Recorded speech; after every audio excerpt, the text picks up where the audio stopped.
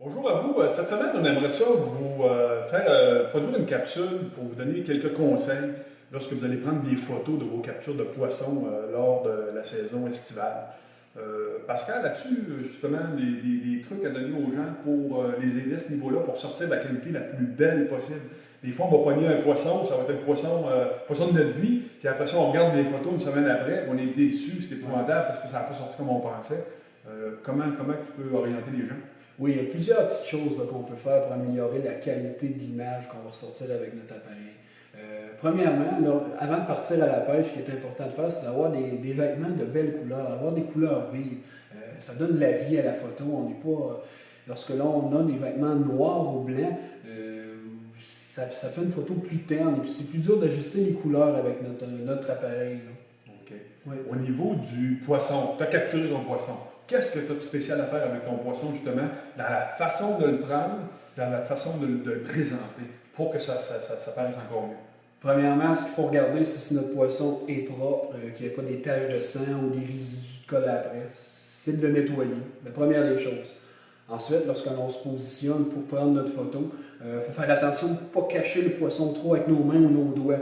Souvent, là, les gens ne sont pas trop habitués de tenir le poisson, ils essayent de le tenir pour qu'il se débatte, puis ils cachent la majeure partie du poisson là, lors de la photo. OK. Ouais. Un autre point que nous, on remarque, parce qu'on traite, Pascal et moi, on traite les photos de trophées que vous nous envoyez, des photos avec des lunettes fumées, ça paraît pas bien. C'est toujours mieux d'avoir, parce qu'on n'a pas l'œil du pêcheur, on n'a pas l'émotion, on n'est pas là de voir l'émotion. L'émotion est cachée derrière des lunettes fumées. Essayez d'enlever vos lunettes fumées quand vous prenez des photos, c'est beaucoup plus beau, ça donne beaucoup plus de vie à la photo. Oui, en parlant des yeux, justement, aussi très important de voir au moins un œil du poisson.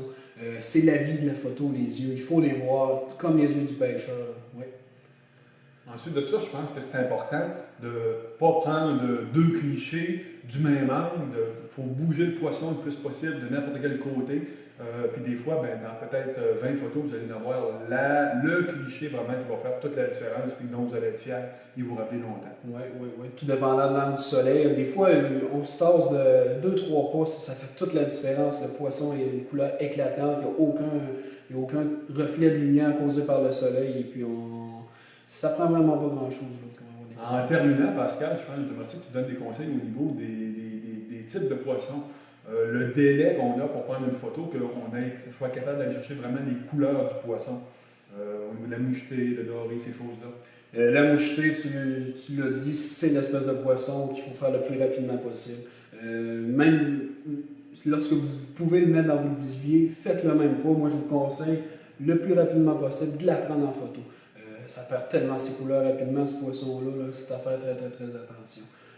Le doré, la chigagne, les autres espèces, c'est moins à risque.